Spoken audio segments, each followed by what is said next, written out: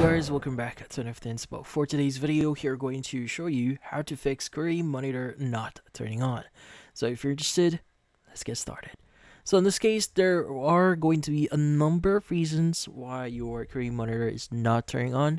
So the first reason here is you might be having some problems with your monitor cables.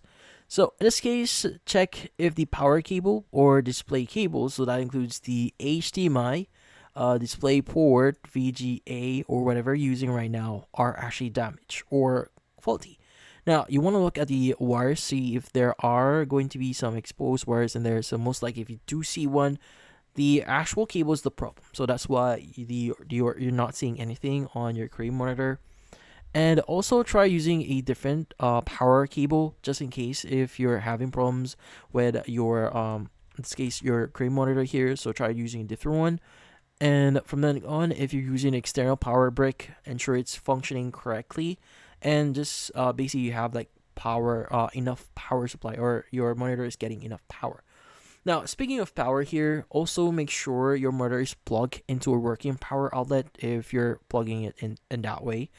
And also, if you're using like extension cords that has like multiple ports on it, just make sure that you don't have a lot of gadgets or devices attached on that extension cord. Sometimes the power itself is not evenly distributed, and in this case your monitor might not be receiving enough power to power it on. So in this case, maybe just directly plug this into one port and see if that works.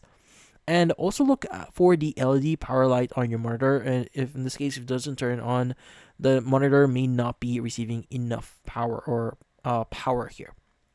And yeah, so last thing that you need to do here is you want to verify the input source and cable type here.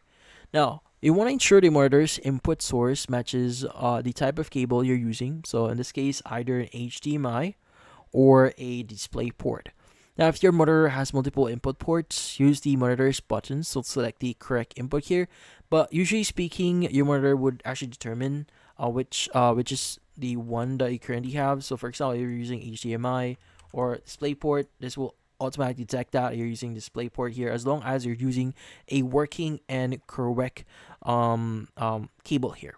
So yeah, also try using a different HDMI or DisplayPort cable if you have an old one. So that might be the problem.